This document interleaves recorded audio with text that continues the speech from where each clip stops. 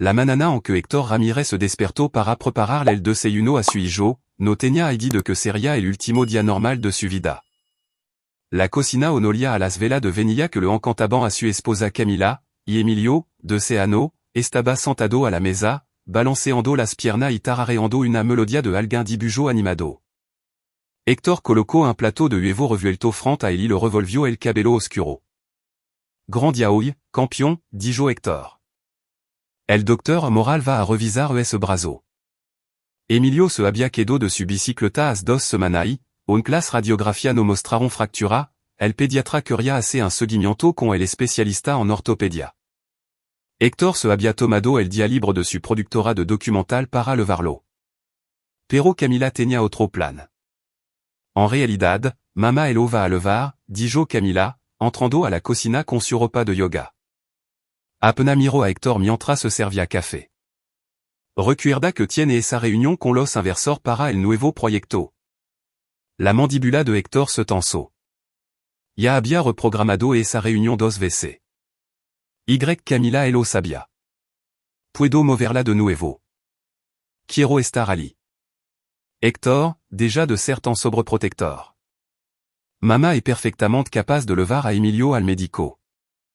Además, ella se ofreció, y ya sabe cómo se pone cuando la rechazamos. Eso era bastante cierto. Gertrudis Salinas tenía una forma de hacer notar su disgusto, généralement a través de semanas de comentarios pasivo-agresivos y exclusiones accidentales de evento familiar. Desde que el padre de Camila murió a 5 años, Gertrudis se había involucrado cada vez más en su vida hasta el punto en que Héctor avait sentencia que estaba casado con una mujer. No me gusta, dijo Héctor en voz baja, viendo a Emilio raspar el último de su huevo. No te gusta nada que involucre a mi madre, respondió Camila. Et una cita, Héctor. Déjalo hier. Héctor había aprendido a elegir su batalla. Su matrimonio había estado tenso durante el último año. Desde que su documental exponiendo los ensayos ilegales de medicamentos de una compañía farmacéutica le había costado varios contratos importantes, el dinero escaseaba. Las tensiones eran altas y Camila había comenzado a pasar más tiempo en la extensa propiedad de su madre en Loma de Chapultepec que en su modesta casa en la colonia Roma. Gertrudis llegó a las 10 en punto, su Mercedes plateado entrando en el camino de entrada con la précision de una opération militar. Era una mujer alta y angulosa de 1,60 años, siempre impeccablement vestida, siempre usando el mismo perfume que a Héctor le recordaba a las funerarias. El dinero viejo y el rancio abolengo corrían en la familia Salinas. El abuelo de Camila había hecho una fortuna en el desarrollo inmobiliario, y Gertrudis guardaba ese legado como un dragón guarda oro. Listo, Carino, preguntó Gertrudis a Emilio, ignorando completamente a Héctor, que estaba de pie en la puerta. La cita est a las 2, dijo Héctor. Tendré mi teléfono conmigo si. Estaremos bien, interrumpió Gertrudis, con voz afilada como el vidrio. Vamos, Emilio. Héctor los vio aljarse, con ese familiar nudo de ansiedad apretando en su estómago. Algo en Gertrudis siempre lo había inquietado, aunque nunca había podido precisar exactamente qué. Tal vez era la forma en que miraba a Emilio a veces, como si fuera una posesión en lugar de una persona, o la forma en que ella y Camila dejaban de hablar cuando él entraba en la habitación. Trató de concentrarse en el trabajo, revisando imagen para su último proyecto, un documental sobre la corrupción en los sistemas de acogida del DIF. Pero su mente seguía divagando. À la 1h30, le envió un message de texto a Camila. Todo bien? Sin respuesta. À las 2h15, l'amo al consultorio ortopédico. Hola, soy Héctor Ramirez. Mi hijo Emilio Ramirez tenía una cita a las 2h con el doctor Moral. ¿Pueden confirmar si se registró? La recepcionista lo puso en espera. Cuando regresó, su voz había cambiado. Sonor, no veo ningún registro para Emilio Ramirez. ¿Estás seguro de que la cita era hoy? La sangre de Héctor se heló. Sí. Su abuela el otreya. Gertrudis Salinas, déjem revisar nuestro sistema. No, sonor. Nadie con ese nombre se ha registrado tampoco. ¿Le gustaría reprogramar? Colgo sin répondait immédiatement l'amo à Gertrudie. Directo al buson de Vose. L'amo à Camilla. Lo mismo. L'amo à la casa de Gertrudie. Nada. A las 4 heures, Héctor caminaba de un lado a otro en la sala de estar, llamando a todos los números que tenía. El club campestre de Gertrudie, su compañera de bridge, su abogado. Nadie la había visto. L'amo al hospital donde estaba programada la cita. Sœur Ramirez, hablé con usted ante, dijo la recepcionista, con reconocimiento en su voz. Suis-je nunca lego? Ha considerado presentar una denuncia de persona desaparecida? Le vent desaparecido si ora, dijo Héctor, obligandos a mantener la calma. Probablement solo elo levo a alguien lado. Pero incluso mientras elo decía, no elo creía. L'amo a Camilla una y otra vez. Para las 6 heures, la había lamado 63 WC. Cada lamada iba al buson de Vose. Cuando Camilla finalement entró por la puerta a las 7h30, tenía bolsa de compra en las manos y ni una preocupación en el mundo. ¿Dónde diablo está Emilio? Exigió Héctor. Ella lo miró como si estuviera loco. Con mamá, obviamente. ¿Por qué te está volviendo loco? Nunca lego a su cita. Te he estado llamando durante hora. Mi celular se apagó. Ella dejó su bolsa. Y estoy segura de que mamá simplemente lo llevó a tomar un helado o algo así. Sabe cómo lo mima. Camilla, el hospital me llamó a las 4 heures. Nunca lego. El amado a tu madre 63 WC. 63. Ella no contesta. Por primera vez, un destello de algo cruzó el rostro de Camilla. No preocupación, sino molestia. Héctor, está siendo paranoico. Mamá probablemente quería pasar tiempo con él. Ella el otrara de vuelta cuando esté lista. Cuando esté lista? Héctor sintió que estaba perdiendo la cabeza. Nuestro hijo de 6 años ha estado desaparecido durante 9 horas, y tu actúa como si esto fuera normal. No está desaparecido. Está con mi madre. La voz de Camilla se volvió helada. Voix a tomar un bano. Cuando regresó, trata de no hacer una escena, de acuerdo? Mamá no aprecia tu drama. Ella elo dejó de pie en la sala de estar, con las manos temblando de rabia y miedo. Algo estaba mal. Algo estaba profunda y fundamentalmente mal. Pero que podía hacer? Llamar a la policía a informar que su suegra se levó a su hijo y no contestaba el teléfono? Serait rien de él. Se quedó despierto toda la noche sentado en la oscura sala de estar, con su teléfono en la mano. Camilla se fut a la cama alrededor de las 10 heures, completamente despreocupada. Alrededor de la medianoche, Héctor llamó a la policía de todo modo. Tomaron un informe, pero dejaron claro que no podían hacer mucho. No había evidencia de delito, y los familiares levaban a los niños a lugar todo el tiempo. Si no ha vuelto por la mañana, l'amenó de nuevo, dijo el oficial. A las 3h47 du matin, Héctor escuchó la puerta trasera abrirse con un chirrido. Se puso de pie à l'instant, con el corazón martillando. La casa estaba en silencio excepto por el suave arrastrar de pequeño pis sobre el azulejo de la cocina. Héctor encendió la luz. Emilio estaba en la puerta y el mundo de Héctor se inclinó sobre su eje. El cabello de su hijo, su hermoso cabello oscuro que a Camilla le encantaba cepillar, estaba completamente rapado. Su cuero cabelludo estaba pálido y vulnerable bajo la dura luz de la cocina. Y había sangre seca apelmazada alrededor de su oreja izquierda y bajando por su cuello. Levaba ropa que Héctor nunca había visto ante, una sudadera gris simple y pantalón negro, en voz demasiado grande para su pequeño cuerpo. Pero el lo que hizo que la sangre de Héctor se convirtiera en hielo fueron los ojos de su hijo. Estaban vacío, hueco, como si alguien hubiera metido la mano y sacado todo el lo que hacía que Emilio fuera Emilio. Campeón, susurró Héctor, cayendo de rodillas. Odio, ¿qué pasó? ¿Dónde está la abuela? Emilio lo miró con esos ojos muertos. La abuela me hizo prometer no decirte a dónde fuimos. Su voz era plana, robótica, como si hubiera sido entrenado. Héctor abrazo a su hijo, sintiendo el rigido e insensible que estaba. Está bien. Puede decir la papa. Puede decirme cualquier cosa. Lo prometí. Emilio repició. El a dijo, tratará de levarme le jo si te digo. El a dijo, tango que ser un buon chico. Las mano de Héctor temblaban mientras examinaba a su hijo. Sin lesiones obvia excepto por el que fura que había causado la sangre cerca de su oreja. Luego revisó el brazo de Emilio, el que había sido lastimado. Le subió la manga. Ali, en el interior de su antebrazo, había un peu que no tatuage, fresco, todavía rojo inflamado. Un numéro, 2847. Héctor dejó de respirar. Había visto marca como estaant. En su investigación para su documental sobre el cuidado de acogida, había entrevistado a Nino que habían sido víctima de trata. Eran marcado, etiquetado como inventario.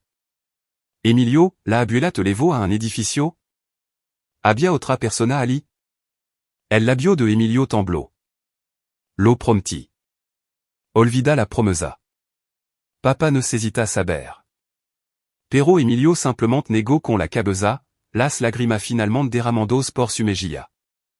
Y Héctor se dio cuenta de que no iba a obtener respuesta. No esta noche. Quizá nunca, dependiendo del dano psicológico que se hubiera hecho. Escuchó los pasos de Camila en las escaleras. Héctor, es eso. Oh, bien. Están de vuelta. Ves, te dije que todo estaba bien. Ella apareció en la puerta de la cocina, vio la cabeza rapada de Emilio y la sangre, y su rostro se quedó completamente en blanco. No sorprendida, no horrorizada, simplement en blanco. Camila, dijo Héctor lentamente, poniendo de pie con Emilio en su brazo. ¿Qué le hizo tu madre a nuestro hijo? No sé de qué está hablando. Su cabeza está rapada. Está cubierto de sangre. Tiene un tatuage de en su brazo. ¿Qué hizo ella? Los ojos de Camila parpadieron hacia el tatuage y Héctor el vio. Reconocimiento. Ella lo sabía. Lo había sabido todo el tiempo. Necesito llamar a mamá, dijo Camila, buscando su teléfono. No te atreva. La voz de Héctor era letal. No te atreva a advertirle. Héctor, está siendo irracional. Lo llevaré al hospital ahora mismo. No. La máscara de Camila se deslizó. Y por primera vez, Héctor vio pánico. No puede. Mamá dijo. Mamá dijo, ¿qué? Camila, ¿qué te dijo exactamente tu madre? Pero Camila ya estaba retrocediendo, con el teléfono en la mano. Héctor no esperó. Levó a Emilio arriba, tomó su mochila de emergencia, algo que mantenía empacado para emergencia desde que su trabajo de investigación lo había vuelto paranoico, y tiró ropa extra para ambos. Emilio estuvo en silencio todo el tiempo. Esa mirada muerta en su ojo. Vamos a una aventura, le dijo Héctor suavemente. Solo tú y yo. Está bien? Emilio asintió pero no habló. Héctor podía escuchar a Camila al teléfono abajo, su voz urgente y en susurro.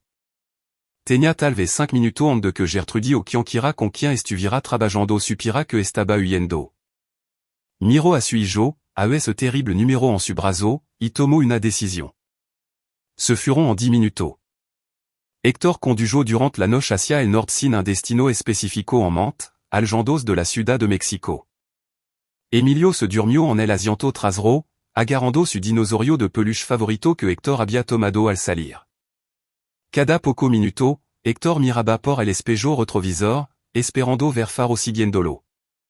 Su mente corría a toda velocidad, ese tatuage, la cabeza rapada, la sangre, la mirada muerta en los ojos de su hijo y la reacción de Camila, no sorpresa, sino miedo de que él se hubiera entrado.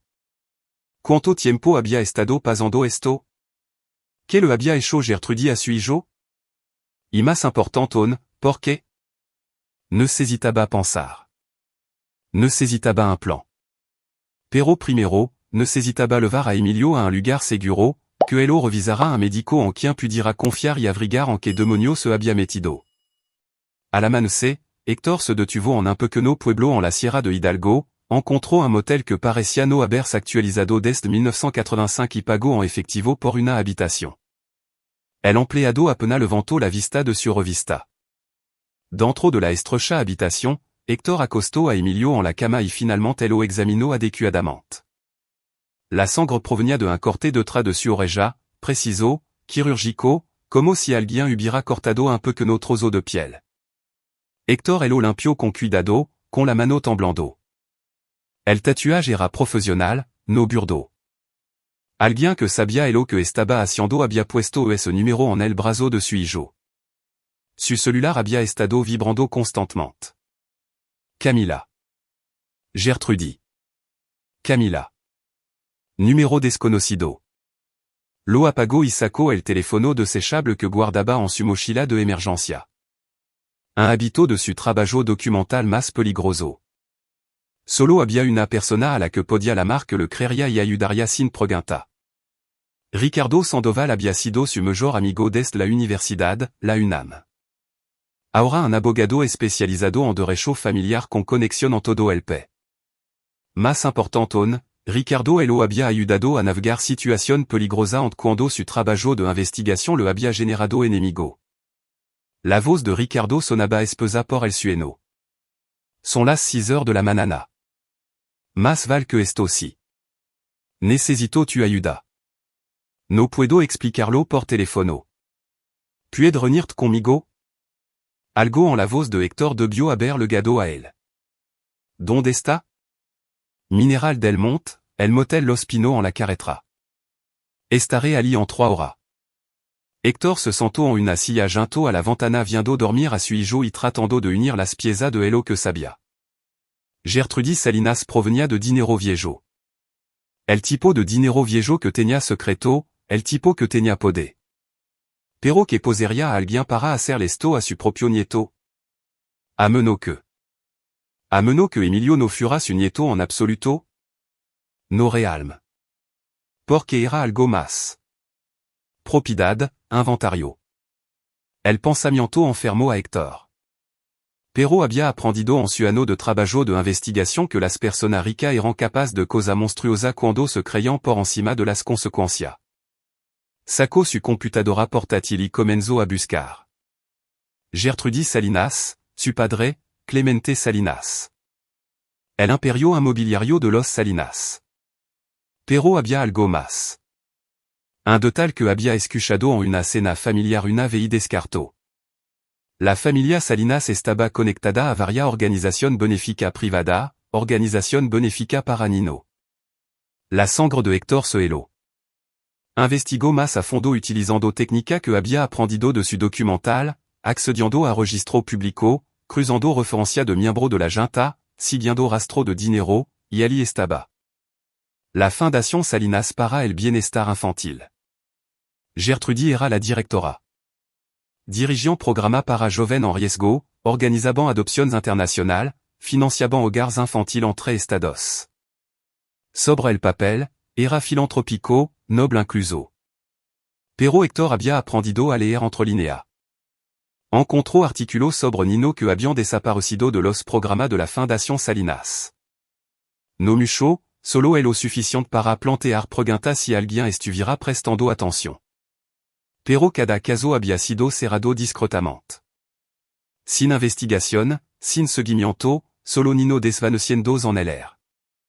Cuando llegó Ricardo, Héctor estaba a mitad de una botella de café barato de motel y profundamente inmerso en la madriguera de conejo más oscura de su cara. Jesucristo, dijo Ricardo, mirando la cabeza rapada de Emilio.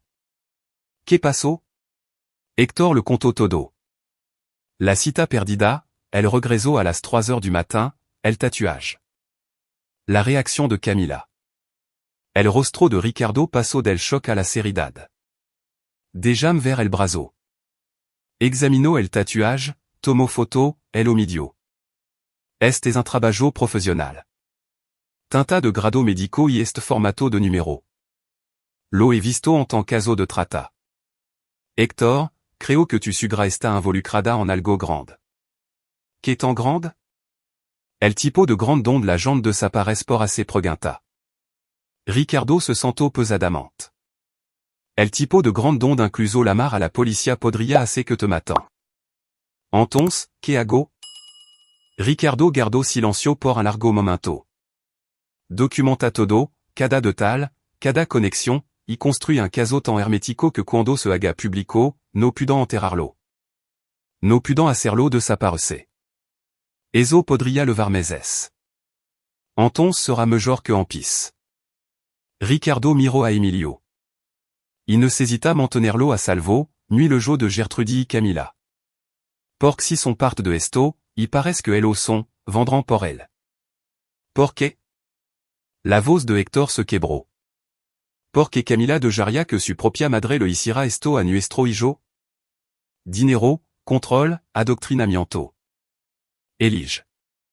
La voz de Ricardo era amarga. Lo he visto antes. Familia rica con oscuro secreto criant a su hijo para aceptar eso secreto como normal. Camila probablemente creció rodeada de esto. Et todo lo que conoce. El pensamiento hizo que Héctor quisiera vomitar. La mujer con la que se había casado, la madre de su hijo, había sido cómplice de algo indescriptible. Et algo más. Dijo Ricardo con cuidado. Ese tatuage, esos números se utilizan para rastrear inventario en redes de trata. Si tu hijo tiene uno, probablemente haya otro nino, tal vez docena, tal vez más. Héctor miró a su hijo dormido y sintió que algo se endurecía dentro de él. Esto ya no se trataba solo de salvar a Emilio. Se trataba de quemar cualquier operación enferma que Gertrudis Salinas estuviera dirigiendo y asegurarse de que cada nino marcado como su hijo fuera liberado. Voix a necesitar equipo, dijo Héctor. Cámara, micrófono, todo. Ricardo asintió. Conozco gente, pero Héctor, lo que sí que esté planeando, ten cuidado. Esta persona tiene dinero y poder. No van a caer fácilmente. No me importa si can fácilmente, dijo Héctor en voz baja. Solo me importa que caigan. Durant las siguientes 2 semanas, Héctor estableció una nueva vida. Ricardo lo ayudó a alquilar una casa bajo un nombre falso en un pequeño pueblo a 3 horas de la ciudad, en el estado de Querétaro. No era lujosa, una casa de un solo piso con 2 habitaciones, un patio cercado y vecino que se ocupaban de su propio asunto, pero era segura, y eso era todo lo que importaba. Emilio comenzó lentamente a volver a ser el mismo. La mirada muerta en su ojo se desvaneció, reemplazada por un cansancio que le rompía el corazón a Héctor. No hablaba de lo que pasó con Gertrudis, pero tenía pesadilla, mala. Se despertaba gritando sobre la habitación y los otros niños y el hombre con la cámara. Héctor lo llevó a una psicóloga infantil que Ricardo recomendó, alguien que se especializaba en trauma y sabía guardar secreto. La Dra. Karina Domínguez era una mujer pequeña de unos 50 años con ojo amable y una voluntad de hierro. Después de 3 sesiones con Emilio, llevó a Héctor aparte. Su hijo ha sido sometido a una manipulación psicológica significativa, dijo sin rodeo. Alguien lo entrenó para no hablar, lo amenazó, le mostró cosa destinada a aterrorizarlo para que guardara silencio. ¿Puede ayudarlo?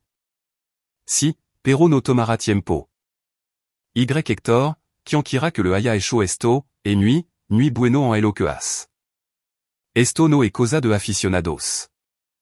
Esto es organizado, profesional. Héctor ya lo sabía. Pero escucharlo de un profesional lo hizo real de una manera que no lo había sido antes. Mientras Emilio trabajaba con la Dra. Domínguez, Héctor trabajaba en su investigación. Había construido su carrera exponiendo verdad incómoda. Pero esto era diferente. Esto era personal. Este era su hijo. Comenzó con registro público. La Fundación Salinas tenía propiedad en 4 estados, Estado de México, Morlo, Puebla y Querétaro. Hogares infantil, orfanato, instalación de cuidado de acogida, todo limpio sobre el papel, todo inspeccionado y aprobado regularmente. Pero cuando Héctor comenzó a cruzar referencia de los niños que habían pasado por esta instalación con un forme de persona desaparecida, surgieron patrones. Los Nino que le Gabán a las instalación de Salinas a menudo desaparecido del sistema en cuestión de meses. La documentation decía que habían sido adoptado, généralement adopción internacional. Pero cuando Héctor intentó localizar a las familia adoptiva, se topó con muros, dirección falsa, teléfono desconectado, empresa fantasma, Los Nino se estaban desvaneciendo. Héctor estableció una sala de guerra en su sótano, mapa en las paredes, hilo conectando nombre y lugar. Photo de cada installation de la Fundación Salinas. Apena dormia, apena comia. Ricardo passò una veisilbo bajo. Te ves fatal. Me siento fatal. Héctor senaló un mapa de Morlo. Et una installation aquí, el hogar infantil Huerta. Gertrudis elo visita todo los meses. Siempre el día 15. Siempre sola. ¿Qué está pensando? Estoy pensando que necesito ver qué está haciendo Ali. Ricardo franció el seno. Eso es arriesgado. Si ella te ve, no lo hará. El problema era que Héctor no podía simplement aparecer con cámara encendida. Necesitaba información interna. Necesitaba a alguien dentro de la operación Salinas que estuviera dispuesto a hablar. Y eso significaba encontrar a alguien con conciencia o alguien con rencor. La encontró 2 días después. Rosario Guzmán, ex-empleada de la Fundación Salinas. Había trabajado como administradora en su instalación de Puebla durante 3 años antes de ser despedida por insubordinación. Héctor la localizó en un pequeño departamento en Iztapalapa donde trabajaba como cámara. No voy a hablar contigo, dijo cuando él apareció en su puerta. Firmé un acuerdo de confidencialidad. Me demandaron hasta el olvido. ¿Qué pasa si te digo que tengo prueba que podrían derribar toda la operación? Héctor le mostró una foto del tatuaje de Emilio. Este mi hijo. Le hicieron esto y creo que han hecho cosa peor a otro niño. Rosario miró la foto. Algo en su rostro se quebró. Jesucristo. Real me lo están haciendo. ¿Haciendo qué? Ella lo dejó entrar. Durant las siguientes 3 horas, Rosario le contó todo a Héctor. La Fundación Salinas no era solo una organización benéfica. Era una tubería. Tomaban niños de situación vulnerable, los procesaban a través de su instalación y los vendían a comprador rico de todo el mundo. No para adopción, para servidumbre, para trabajo, para cosa peor que Rosario no nombraría, pero que Héctor podía adivinar. Gertrudis Salinas lo dirige, dijo Rosario.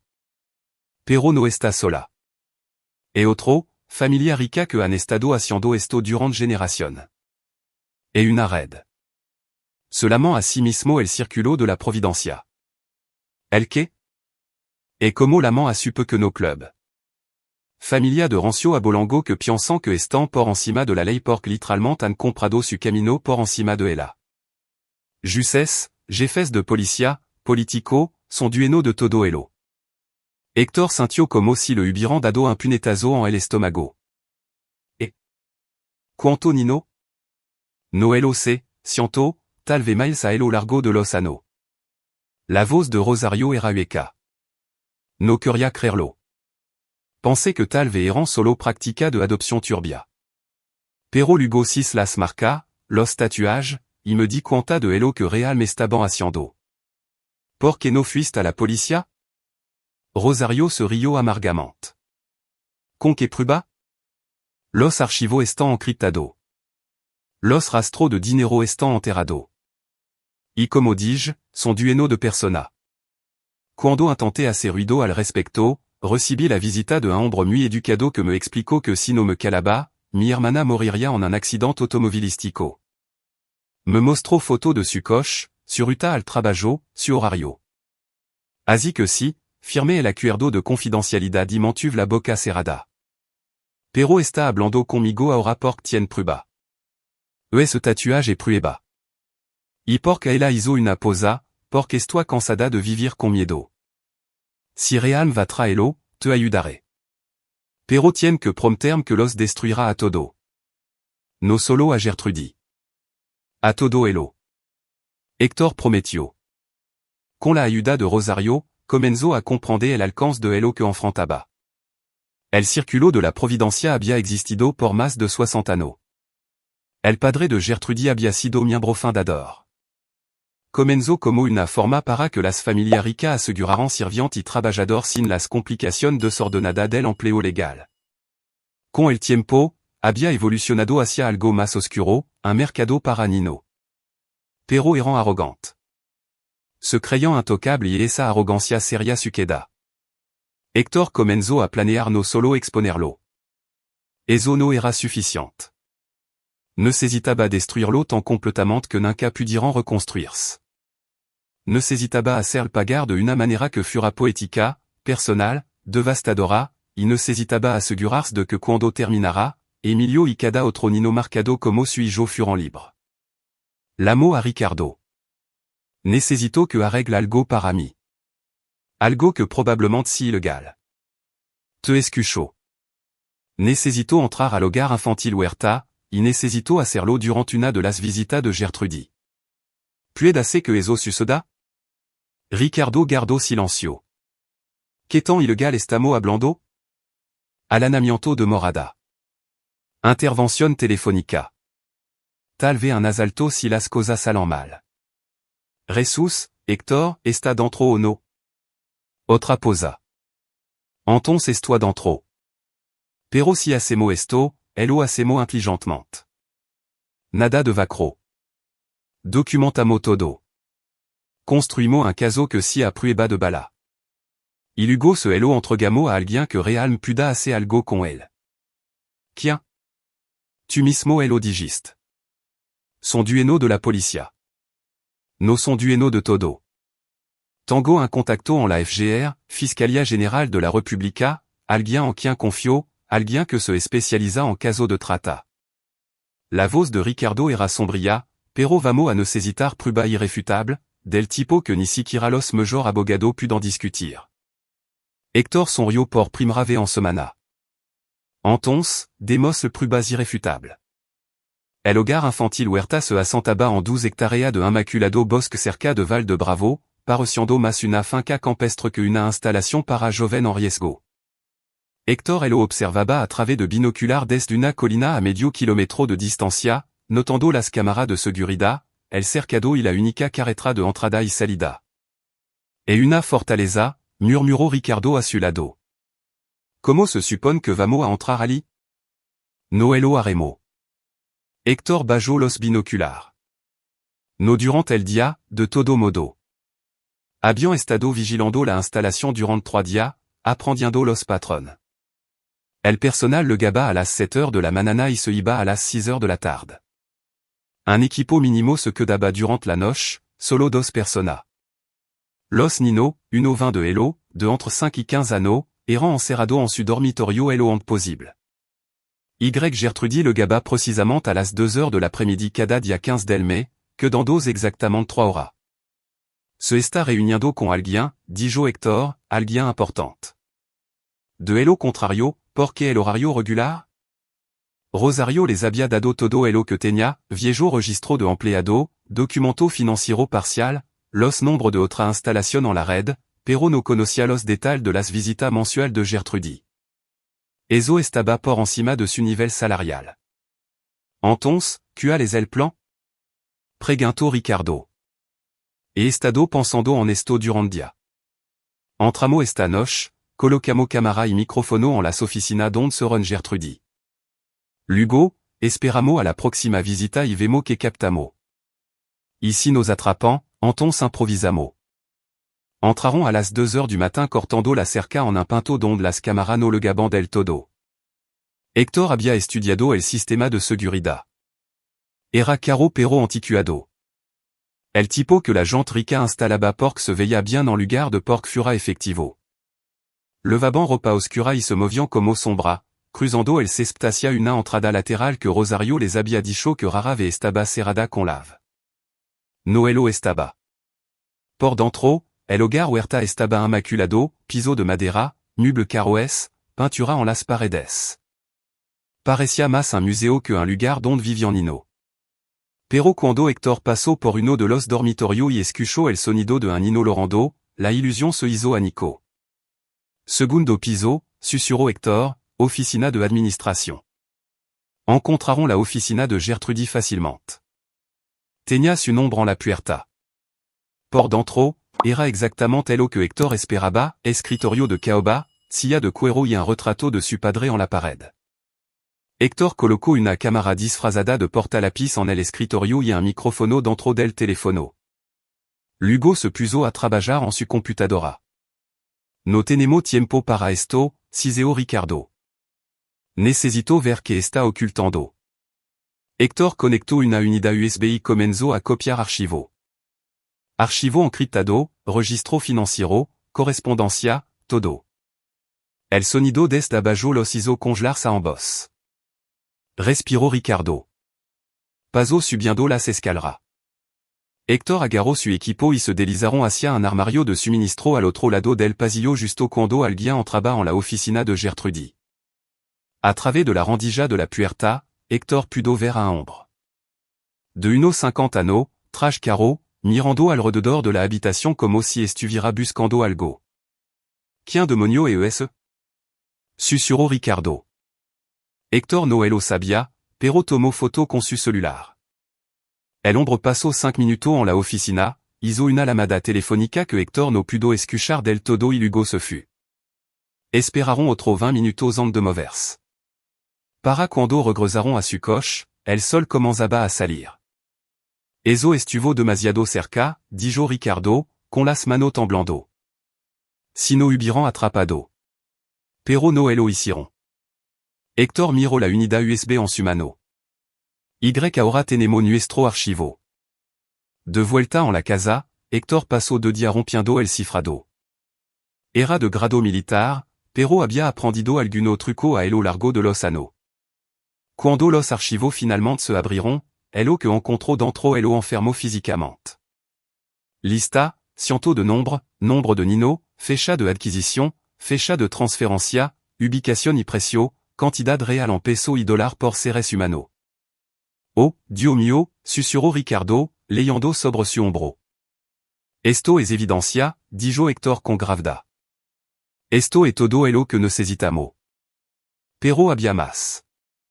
Correspondencia entre Gertrudis y otro miembro del Círculo de la Providencia, plan de expansión, discusión sobre que jueces necesitarían sobornar para un próximo caso y, lo más condonatorio de todo, archivo de video.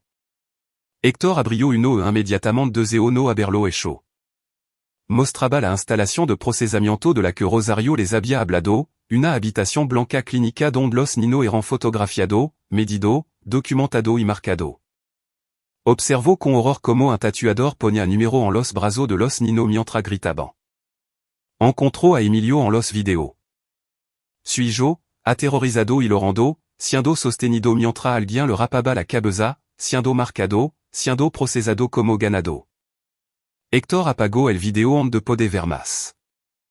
Su mano temblaba. Su visión se nubló de rabia. Necesitamos actuar sobre esto ahora, dijo Ricardo. Oui, manana a más tardar. Levamos esto a la FGR. Y no. La voz de Hector era fría. Todavía no. Dis, todavía no. Miró a Ricardo. Esta evidencia prueba lo que hicieron, pero no los destruí. No realm. Conseguirán abogado. Usarán su conexión. Alguno de elo podrían ir a la cárcel, pero otros saldrán libres. Y en 10 años, reconstruirán bajo un nombre différent. Entonces, ¿qué quiere hacer? Hector sonrió, pero la sonrisa no llegó a su ojo. Quiero darle exactamente lo que le han dado a estos niños. Quiero marcarlo, hacerlo infame, destruir su vida tan completamente que su propia familia los repudiarán. Durant la semana siguiente, Hector ejecutó su plan. Fut méthodico, paciente. Primero, creó paquet de documentación, archivo encriptado que contenían todo lo que había encontrado junto con declaración de Rosario y otro ex empleado que Ricardo había localizado. Envió estos paquets a múltiples ubicaciones segura y los configuró para que se publicaran automáticamente si algo le sucedía a él a Emilio. Luego comenzó a contactar a periodistas. No a los convencional, eso podían ser comprado. Sino a investigador independiente, persona que habían construido su carrera exponiendo a los poderosos, persona que salivarian por una historia tan grande. Eligio a cinco periodista, todo con reputación impecable. A cada uno de ellos le envió una muestra de la evidencia suficiente para probar que era real, pero no elo suficiente para publicar la historia sin su total cooperación. Luego espero. Las respuestas le garon en día. Los cinco querían entrar. Estaban listo para ayudarlo a derribar el círculo de la providencia. Pero Héctor tenía un movimiento más que assez de que instalara la historia. Ne s'hésitaba a confrontar a Gertrudis. No porque le debira una explicación, sino porque quería que ella lo supira. Quería que todo supirant que su queda provenía de las personas que consideraban inferior a elo, que su arrogancia había sido su ruina. Llamó a Camila desde un teléfono desechable. Ella respondió al primer timbre. Héctor, bueno, gracias a Dios. ¿Dónde está? ¿Dónde está Emilio? Te refieres à l'inventario numéro 2847. La voz de Héctor era de hielo. El está a salvo. No gracias a ti. Silencio entonces. Héctor, no entiende. Entiendo perfectamente. Tu es tu madre dirigeant une red de trafico. Marquant a los Nino y los Vanden. Intentaron hacérselo a nuestro hijo. No es así. Es tradición. Et como se hacen las cosas en familia como la nuestra. Los Nino van a buenos hogar. Están bien cuidado. Son esclavo, Camila. Conviertant a los Nino en esclavo. Está siendo dramático. Mi madre me lo explicó todo cuando era joven. Estos Nino tendrían vida terrible de otra manera. Le damos oportunidad. Para. La voz de Héctor se quebró. Simplement para. No quiero escuchar tu justificación. Quiero que le diga algo a Gertrudis de mi parte. ¿Qué? Dile que voy por ella. Dile que tengo todo. Los archivos, los videos, los testimonios. Dile que el círculo de la providencia está acabado. Y dile que cuando termine, el nombre Salinas sera sinónimo de tráfico de Nino durant los próximos 6 años. Colgo onde que ella pudiera responder.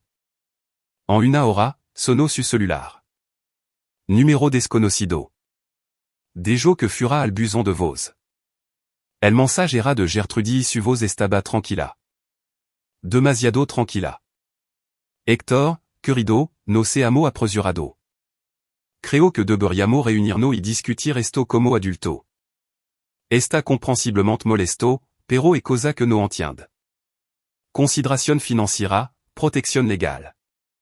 Si sigue adelante con elo que si que esté planeando, te encontrará en un grand problema. Pero si es razonable, estoy preparada para ofrecerte una compensación por tu angustia. Digamos 100 millones de pesos? Suficiente para empezar de nuevo en algún lugar agradable. En algún lugar lejano con Emilio. Por supuesto, solo usted dos. Héctor borró el mensaje. Pensaban que podía ser comprado. Todavía no entendían. Él no quería su dinero. Quería su destrucción. Al día siguiente, los cinco periodistas publicaron simultáneamente. La historia se volvió viral en cuestión de hora. Familia adinrada dirigeant red de tráfico infantil durant décadas. La evidencia era irrefutable. Foto, vidéo, registro financiero, testimonio de docena de exempleados y, en el centro de todo, Gertrudis Salinas y el círculo de la providencia. En 24 horas, agentes de la FGR y la Guardia Nacional allanaron todas las instalaciones de la Fundación Salinas. Encontraron la sala de procesamiento. Encontraron a los Nino, incluido 53 que habían sido marcado para ser transferido ESM. Encontraron prueba que vinculaban la operación a 12 familia rica en todo el centro del país. Héctor vio como se desarrollaba todo en las noticias de una casa de seguridad. Emilio estaba sentado a su lado, sin entender muy bien lo que estaba pasando, pero sintiendo que era importante. Estamos a salvo ahora, papá, preguntó. Sí, campeón. Estamos a salvo ahora. Pero Hector sabia que no había terminado todavía. Los arrestó ocurrieron rapidamente. Agentes de la AIC flanqueado por la policía estatal descendieron sobre las casas de los miembros del círculo de la Providencia como un ejército invasor. Gertrudis Salinas fut arrestada en su hacienda mientras intentaba quemar documento en su chimenea. Camila fut detenida en la casa de una amiga, histérica y exigiendo un abogado. En total, 17 personas fueron acusadas de trata de personas, delincuencia organizada y docena de delito relacionado. Las pruebas que Hector había reunido hicieron que el enjuiciamiento fuera casi demasiado fácil. Pero Hector quería más que la prisión. La prisión era temporal. La prisión permitía apelación, liberación anticipada, alguna posibilidad de redención. Hector quería una destrucción permanente. Así que también planeó eso.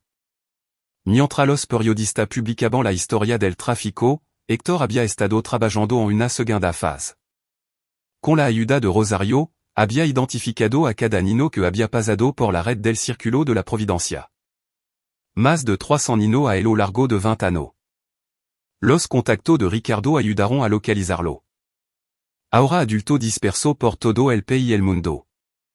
Hector creó un registro, una base de datos publica que documentaba a cada niño que el círculo de la Providencia había traficado, a donde habían sido enviado, que le había sucedido. Algunos habían sido recuperados y colocados en hogar legítimo. Otros simplemente se habían desvanecido. El registro era un monumento a los crímenes del círculo, y era permanente, consultable y crecía a medida que más víctimas se presentaban. También estableció una fundación financiada con los activos incautados del círculo de la Providencia para brindar terapia, apoyo legal y asistencia financiera a los sobrevivientes.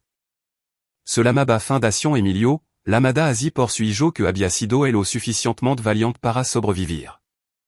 Pero el golpe más devastador de Hector provino de algo más simple, la destrucción social. Había compilado expedientes sobre cada familia del círculo de la Providencia. No solo su crimen, sino cada secreto sucio, cada aventura amorosa, cada negocio que bordeaba la legalidad. Filtró estos selectivamente a su comunidad, su iglesias, su club campestre. En semana, esta familia eran paria. Su negocio colapsaron. Su círculo social se evaporaron. Incluso los miembros de la familia que no habían estado directamente involucrados en el tráfico se encontraron manchados por asociación. El imperio inmobiliario de los Salinas se derrumbó cuando cada cliente se retiró simultáneamente. El nombre Salinas se volvió veneno en los círculos empresarial. El amado club de campo de Gertrudis expulsó a su familia. Su iglesia le pidió que no regresaran. Hector se aseguró de que cuando buscara Salinas en Google, los primeros resultados fueron sobre tráfico de niños, para siempre. 3 meses después de los arrestos, Hector fut llamado a declarar ante el juez. Los guió a través de todo, la desaparición, el descubrimiento, la investigación. Le mostró el tatuaje de Emilio. Le hizo entender el alcance de lo que se había hecho. El juez vinculó a proceso a todos los que Hector había nombrado. Los juicios estaban programados para comenzar en 6 meses. Pero Gertrudis no legó al juicio. 2 semanas antes de que comenzara, fut encontrada muerta en su celda. Oficialmente, fut un suicidio. Se había ahorcado con sabana rota. Pero Hector sospechaba que uno de sus antiguos socios lo había organizado. El círculo de la Providencia se estaba devorando a sí mismo, eliminando testigos que pudieran cooperar con la fiscalía. No sintió nada cuando escuchó la noticia. Ni satisfacción, ni alivio, solo un tipo de reconocimiento vacío de que un capítulo se había cerrado. El juicio de Camila fut el más difícil de ver. Se sentó en la silla del acusado pareciendo pequeña y confundida, como si real no pudiera entender por qué todo estaba tan molesto. Su abogado trató de argumentar que le habían lavado el cerebro, que era víctima de abuso generacional y adoctrinamiento. El juez no se lo tragó. Fut condenada por 12 cargos de conspiración para cometer trata y sentenciada a 25 años. Hector no asistió a la sentencia. Ya había dicho todo lo que necesitaba decir en su declaración de impacto a la víctima, que el secretario leyó en voz alta. Mi esposa no solo me traicionó a mí. Treciono a nuestro hijo. Permitio que su madre el marcara como propiedad, que el o traumatizará de manera de las que tal vez nunca se recupere por completo. Todo al servicio de mantener un legado familiar construido sobre el sufrimiento de los niños. Ella eligió la riqueza y el estatus sobre el bienestar de su propio hijo. Ella eligió el silencio sobre la justicia. Y cuando se enfrentó a la verdad, su única preocupación fut protegerse a sí misma. Nunca la perdonaré. Mi hijo crecerá sin madre. Pero eso es mejor que crecer con una que él veía como inventario. La sala del tribunal había estado en silencio cuando terminaron de leer. En los meses que siguieron, Héctor se centró en reconstruire la vida de Emilio. Las pesadillas eran menos frecuentes. El cansancio en su ojo se estaba desvaneciendo. La DR. Domínguez dijo que estaba haciendo un progreso notable. Teniendo en cuenta todo, se quedaron en su pequeña casa alquilada. Héctor vendió su productora de documental. Ya no la necesitaba, y la historia que había contado sobre el círculo de la Providencia había ganado múltiples premios de periodismo. El dinero del premio y los contratos de libro que siguieron le dieron más que suficiente para mantener a Emilio. Más importante aún, le dio tiempo. Tiempo para estar presente, tiempo para ayudar a su hijo a sanar. En el séptimo cumpleaños de Emilio, Héctor lo llevó al parque. Volaron papalote y comieron helado. Emilio se rió. Realme se rió por primera vez desde esa terrible noche. Papa, dijo Emilio mientras caminaban de regreso al coche. Ya se fueron todas las personas malas. Héctor pensó en Gertrudis muerta en su celda. En Camila en prisión, en los otros 17 miembros del círculo de la Providencia cumpliendo sentencia que iban desde 15 años hasta cadena perpetua, en las familias destruidas, las reputación arruinada, el imperio desmantelado. Sí, dijo. Las personas malas se han ido. Emilio asintió, satisfecho. Luego levantó la mano y se echó el pelo hacia atrás. Había vuelto a crecer grueso y oscuro, revelando la leve cicatriz detrás de su oreja donde lo cortaron. ¿Podemos quitarnos mi tatuaje? Absolutamente. El doctor Zavala dijo que podemos comenzar los tratamientos con láser el próximo mes. Tomará alguna sesión, pero no desharemos de él. Bien. Ya no quiero su número en mí. Héctor abrazó fuerte a su hijo. Nunca fuiste solo un número. Emilio Ramírez es la persona más valiente que conozco. Mientras conducían a casa, el celular de Héctor vibró. Un mensaje de texto de Ricardo. Llegó la condena final. El último miembro del círculo de la Providencia sentenciado hoy. 35 años. Se acabó. Héctor sonrió y borró el texto.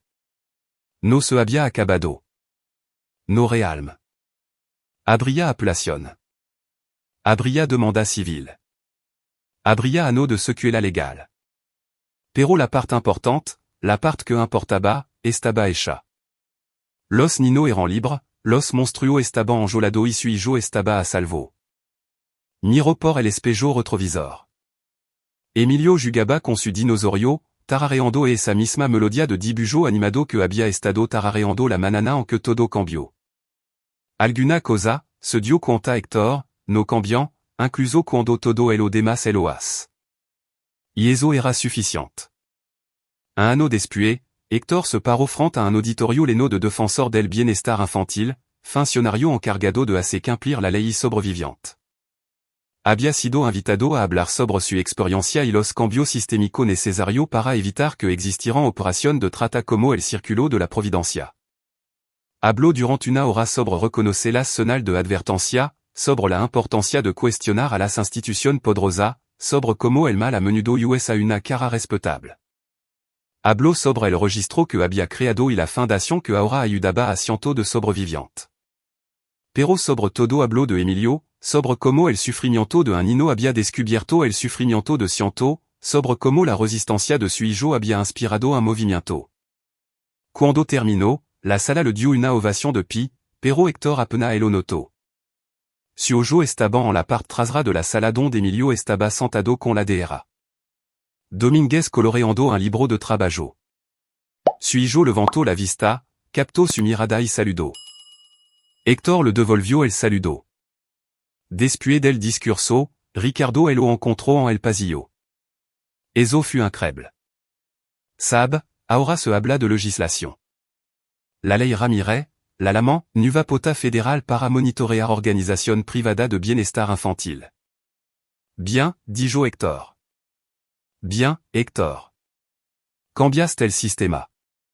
Expusiste una red que había operado con impunidad durante décadas. Salvaste vida. Ricardo hizo una pausa. ¿Cómo se siente?